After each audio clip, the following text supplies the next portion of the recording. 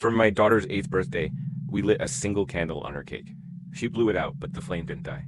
It flared brighter, then burned blue. We laughed, thinking it was a trick. But when we tried to snuff it again, the flame jumped to another candle, then another. The lights flickered.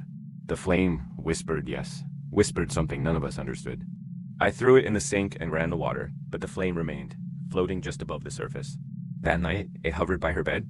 She's been whispering in her sleep ever since, in a voice that isn't hers. This happened to me last year on my 13th birthday. I was home alone. I had just finished blowing out the candles on my cake when my mom came in. "Happy birthday," she said, handing me a present. I opened it to reveal a necklace with a pendant that looked like a tiny house. "I found this at an antique store today," my mom said. "It's probably from the 1800s. I took it, thanked her, then went back to blowing out the candles. As I did, one of them flickered and instead of going out, shot up in a burst of blue flames. Then all the other candles started to do the same thing. Next, the lights in the room started to flicker and the whole house began to shake. I don't know what it was, but whatever it wasn't happy. I felt something brush past my leg and I screamed, then everything went black. When I woke up, I was lying on the floor. My mom was kneeling beside me asking if I was okay. "I think so," I croaked, my throat hoarse. From that day on, strange things started happening around me. Doors slammed shut by themselves. Then I started hearing whispers in my ear, whispers that sounded exactly like my mom's voice, but they were never my mom. Sometimes at night, I could have sworn I'd seen a woman in a long flowing nightgown standing at the end of my bed. Then she would be gone. One night, I woke up from a nightmare. My mom was standing over me, her face pale and drawn.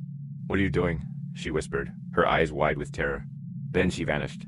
I got up and went to her room. Her door was locked, but I knew she wasn't there. Her phone was on the nightstand, but it wasn't my mom who picked up when I dialed her number. Instead, it was a woman's voice. "Hello," she said. "Is this Isabella?" She hung up on me. I called back, but the call went straight to voicemail. This happened to me when I was 19 years old. I was at my grandma's house for Christmas. We had just finished opening presents when my mom called. "Happy birthday," she said. "I'm sorry I couldn't be there, but I had to work." "It's fine," I lied. I really wanted to be home, but I didn't want my mom to feel guilty about it. She told me she loved me, then hung up.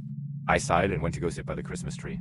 As I was opening presents, I kept hearing a voice in my head that sounded exactly like my mom's. "Open up," it said. "Let's see what you got there." At first, I thought it was my imagination, but then it started getting louder. "Open up," it demanded. My grandma must have heard it too, because she stopped wrapping her present and looked at me. "Are you hearing that, honey?" I nodded. "What is it?" She whispered. Just then, the voice stopped. "Probably just your mom," my grandma said. "She's always trying to make you feel guilty." I told her I loved her, then hung up. I tried calling her back, but the call went straight to voicemail. And when I left a message, the voice in my head laughed.